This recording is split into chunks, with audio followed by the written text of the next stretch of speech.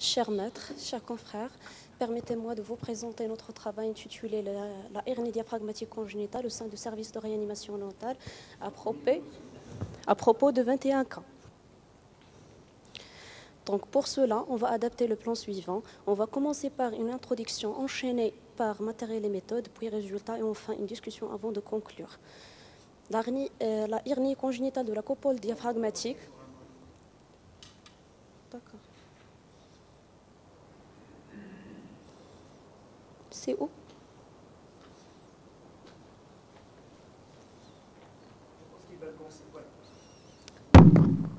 Donc, la hernie congénitale de la coupole diaphragmatique est une malformation congénitale rare, se définit par l'absence de développement de toute ou d'une partie de coupole diaphragmatique, associée souvent à une hypoplasie pulmonaire.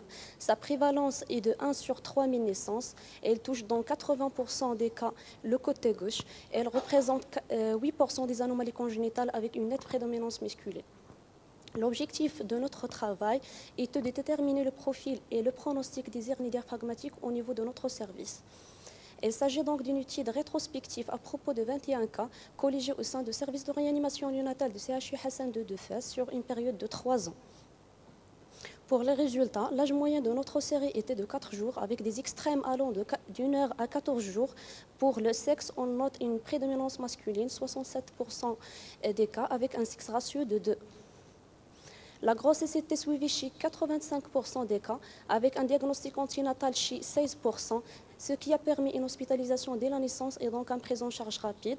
3 cas de malformation associés ont été retrouvés, 2 cas de trisomie 21 et un seul cas de trisomie 18. Sur le plan clinique, les signes fonctionnels sont dominés par les signes respiratoires qui représentent 95% des symptômes. La détresse respiratoire, la cyanose, l'abdomen affaissé, les déviations des bruits du cœur sont les plus fréquentes. Puis les signes digestifs qui représentent 5%. L'examen physique était pathologique chez tous les patients. La polypnie, le tirage intercostal, déviation des bruits de cœur, l'abdomen affaissé, le thorax globuleux, démission des murmures vésiculaires et les bruits hydro-aériques intrathoraciques sont les plus représentés. La radiographie standard, représentée essentiellement par les clichés thoraciques, a été réalisée chez tous nos patients. Elle évoque largement le diagnostic en montrant une clarté digestive intrathoracique. Dans le cadre de la recherche des malformations associées et pour mieux préciser les organes herniés, d'autres examens complémentaires sont demandés chez nos patients.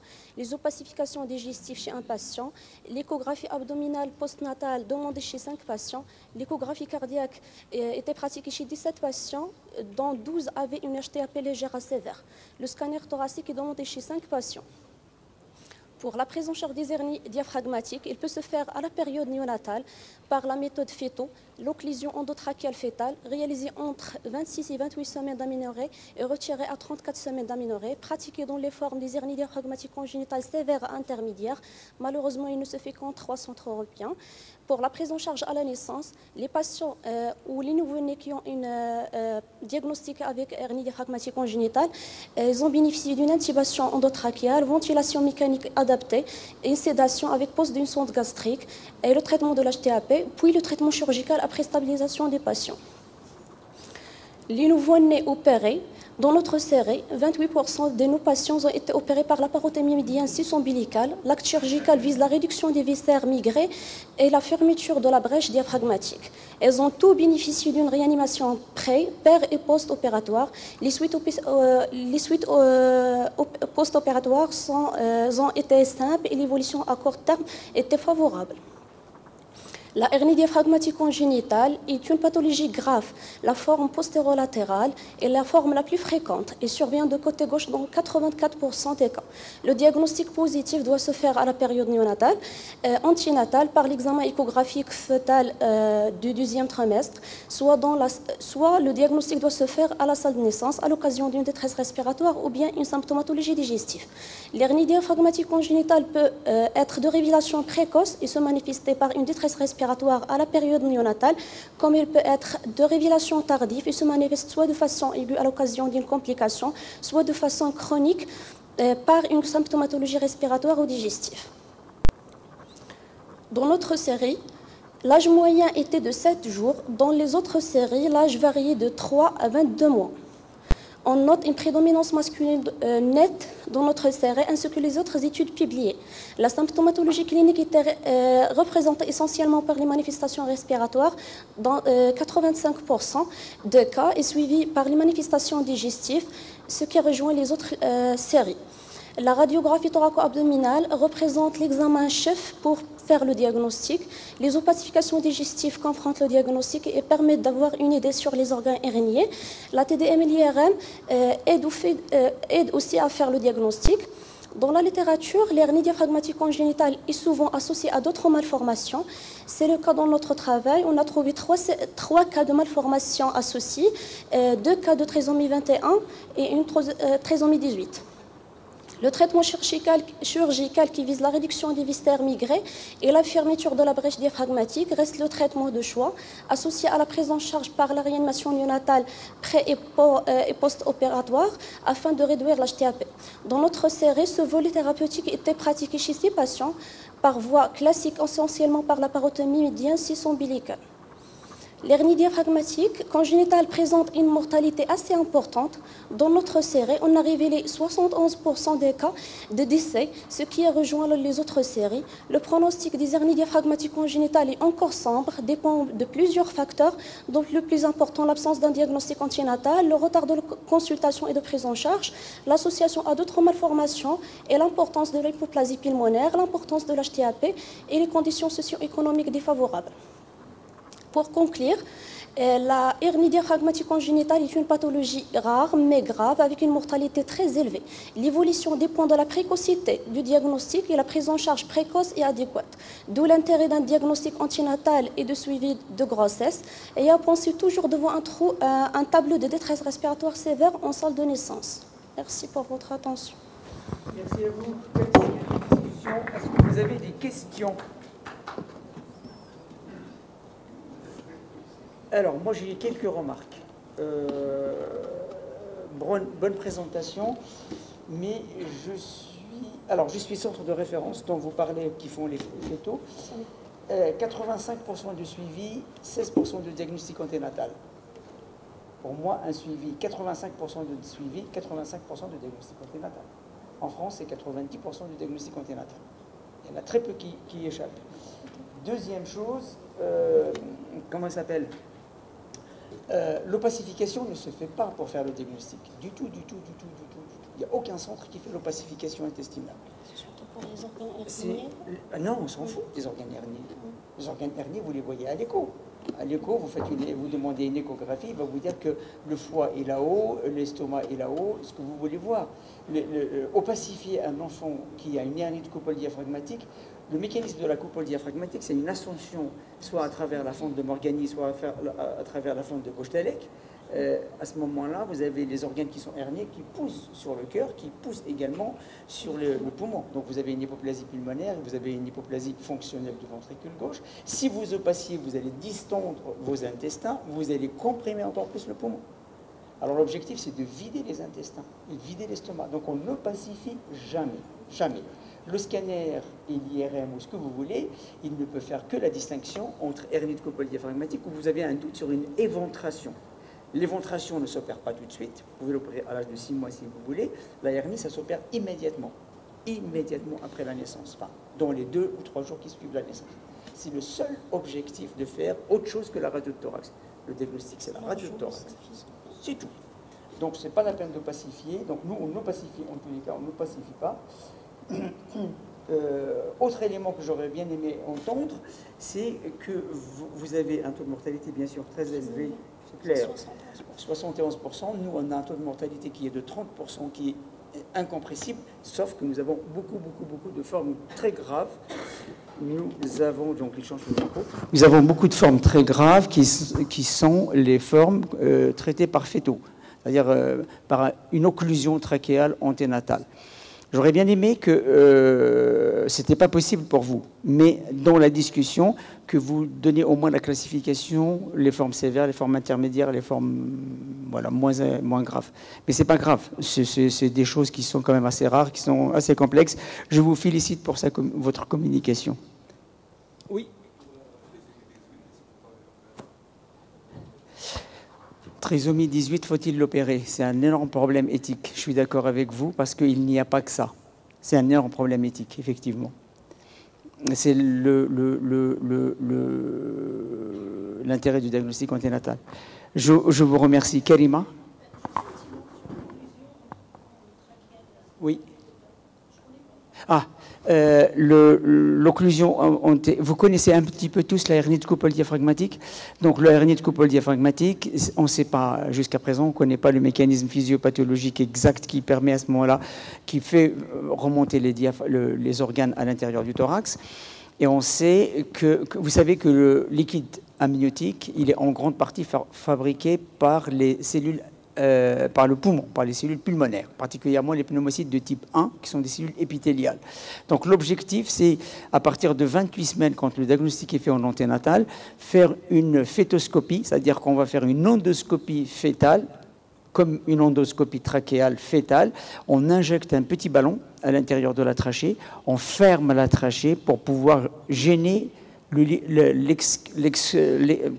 l'expulsion du liquide pulmonaire. On bloque le liquide pulmonaire, ce qui fait que le poumon va continuer à sécréter de l'eau, et l'eau, elle stagne au niveau du poumon au lieu d'être excrétée dans la trachée. Et en bloquant le liquide pulmonaire, on fait grandir le poumon. C'est-à-dire que le volume pulmonaire, au lieu d'avoir ce qu'on appelle un ALHR, le rapport entre le poumon et le périmètre crânien, qui doit être aux environs de 0,5 ou 0,8 ou quelque chose comme ça, il peut augmenter à 1,1. On passe d'une forme très sévère à une forme intermédiaire. Donc en bloquant l'expulsion du liquide pulmonaire. Et on met donc à ce moment-là un petit ballon, on ferme la trachée à 28 semaines, à 34 semaines, 6 semaines plus tard, on refait une autre endoscopie trachéale fœtale, chez le fœtus toujours, et à ce moment-là, avec un faisceau laser, on explose le petit ballonnet et on laisse le poumon couler, enfin l'eau couler. Troisième communication concernant l'hémocidérose? Non. Les hémangiomes cutanés. Merci. Donc, honorable assistance, c'est un honneur pour nous de vous partager ce cas intéressant et assez rare, intitulé hémocidérose pulmonaire, révélant un déficit en HLA classe 2 chez un nourrisson de 9 mois, à propos d'un cas.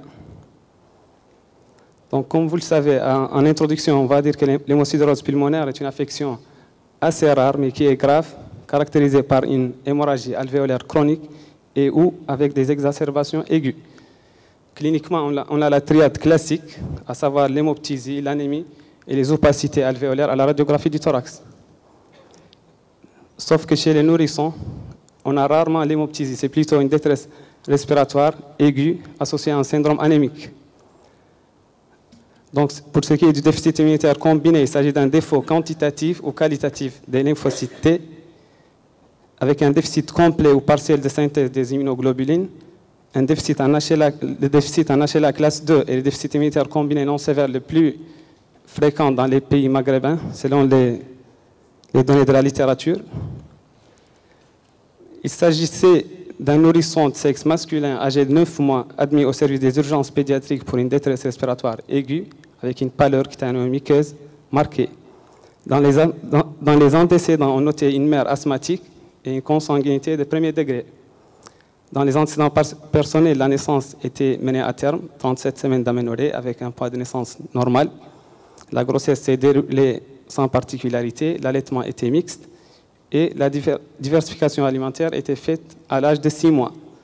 On notait une hospitalisation à l'âge de 7 mois pour une détresse respiratoire sifflante, étiquetée bronchiolite aiguë, premier épisode. À l'examen clinique, on trouvait des constantes avec une température à 38,5, une fréquence cardiaque, une tachycardie à 130, une tachypnée à 65 cycles par minute, avec une saturation à l'air ambiante à 89%. Le poids et la taille étaient dans les normes.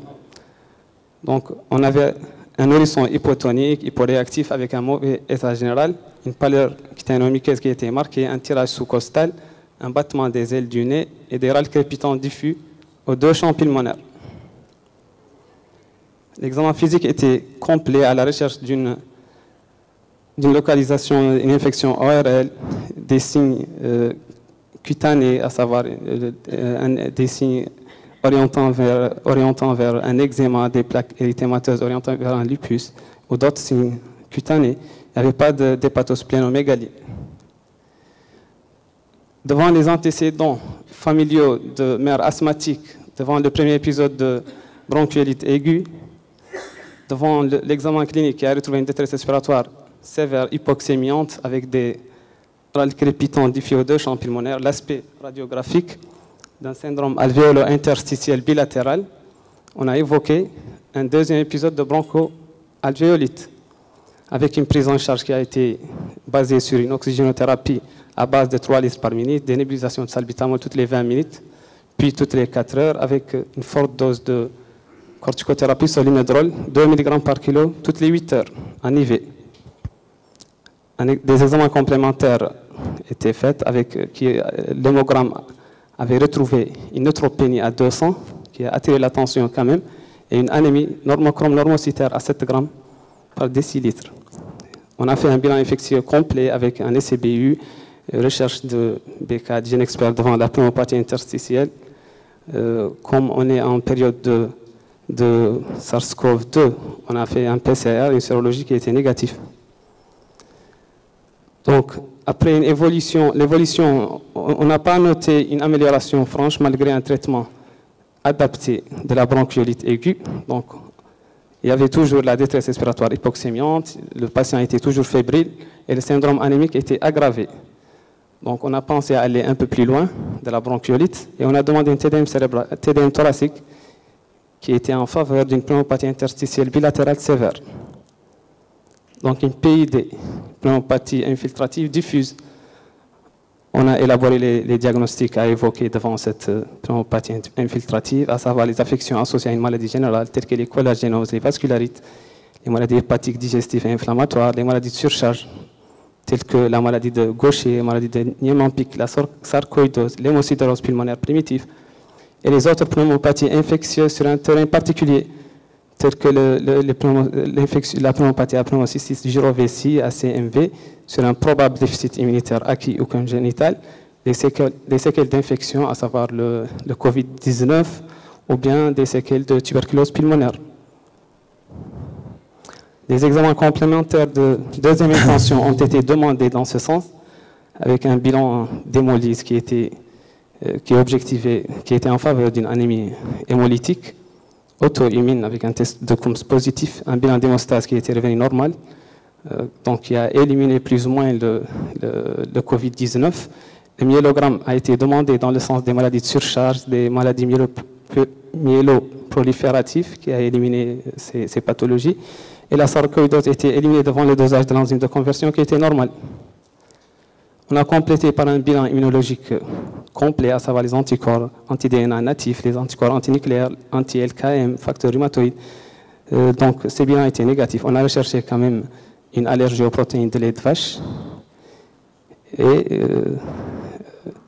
des thyroïdites auto-immunes. Donc, le dosage pondéral des immunoglobulines a été fait avec des IgA qui étaient basses, des IgG et des IgM qui étaient normaux.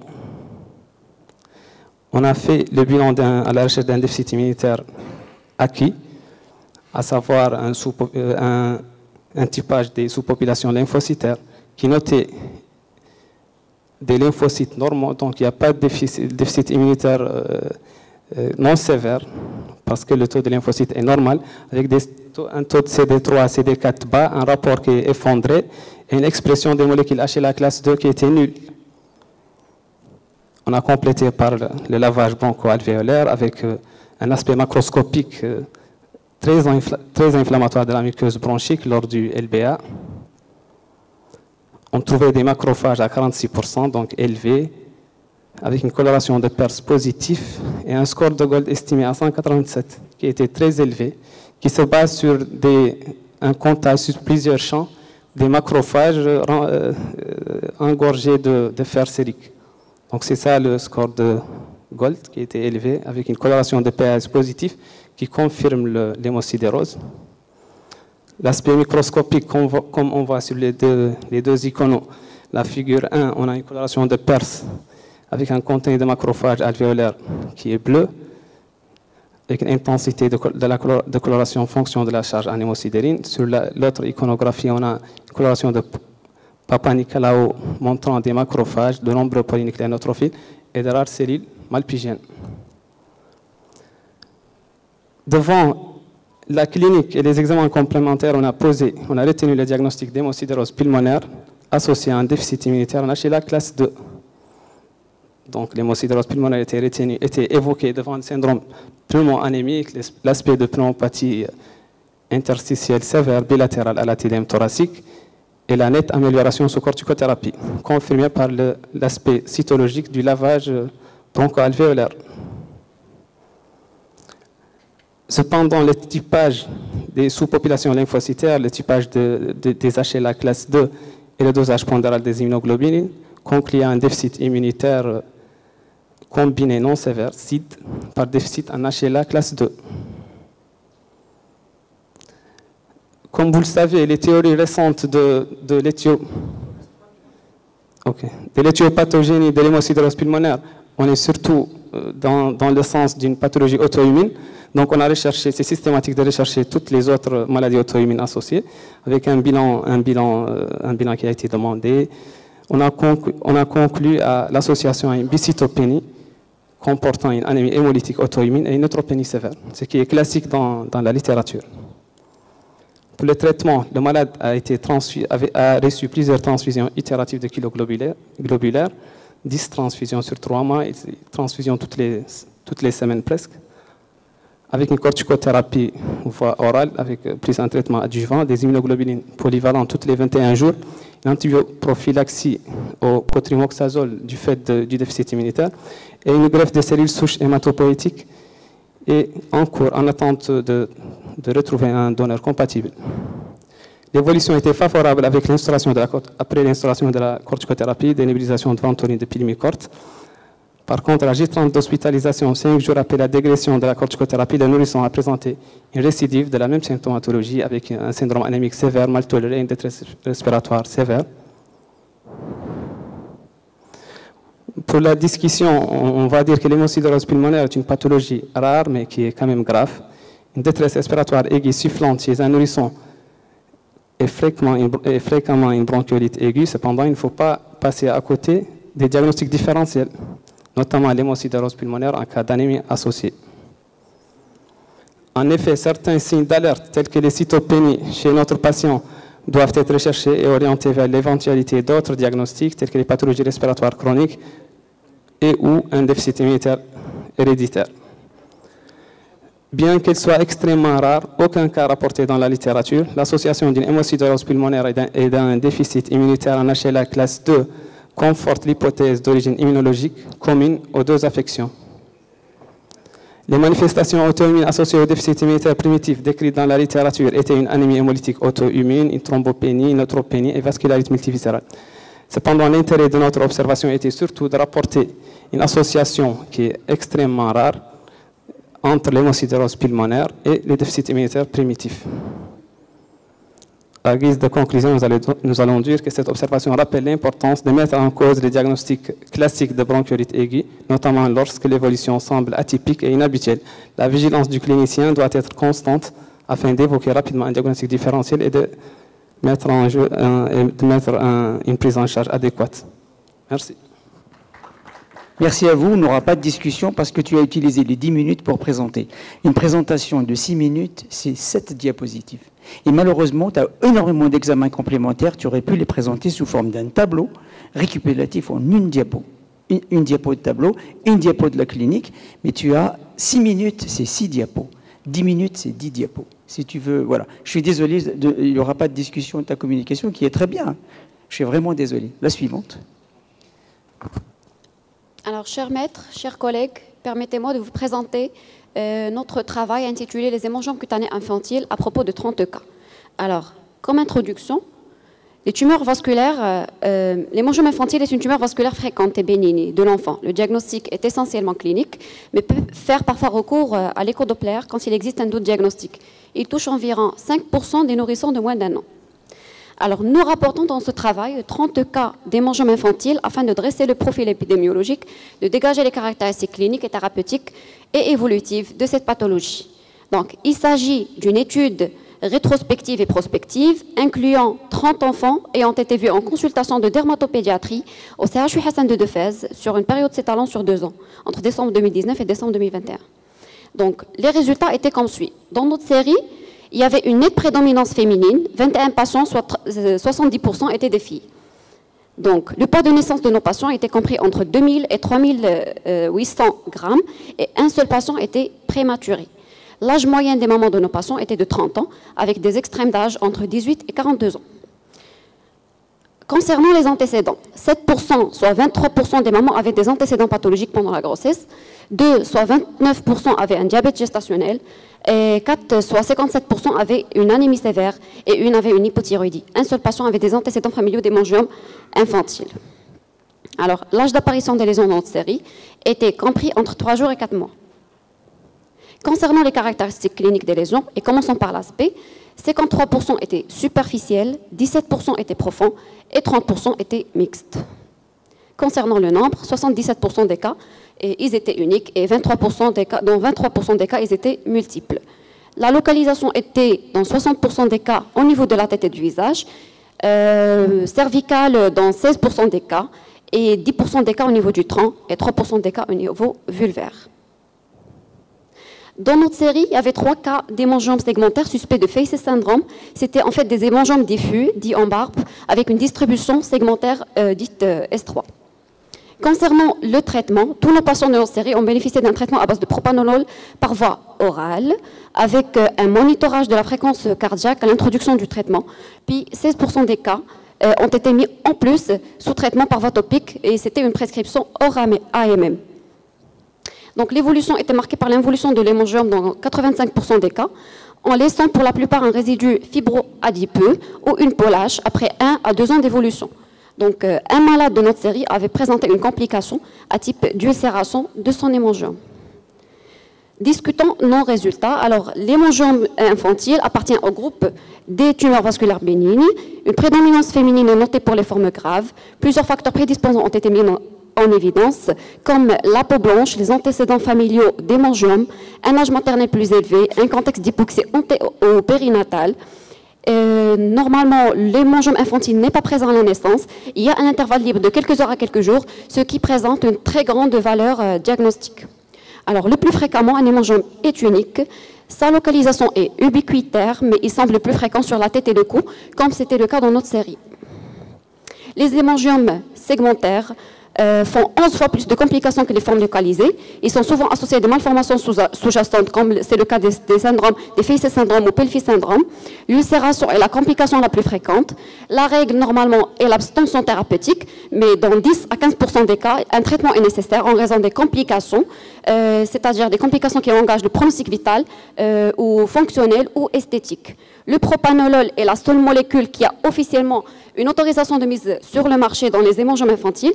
Il est prescrit initialement pendant 6 mois, mais peut être maintenu jusqu'à 1 an si le résultat est insuffisant. Alors, plus le traitement est donné précocement, plus la régression est plus rapide. Pour conclure, les hémangiomes infantiles est la tumeur bénigne la plus fréquente de l'enfant. Dans la plupart des cas, son évolution est spontanée et aucun traitement n'est nécessaire. Et dans certains cas, il peut s'avérer nécessaire et il repose sur le propanolol en première intention. Certaines localisations peuvent encourager le pronostic vital et constituent donc une urgence thérapeutique. Merci de votre attention.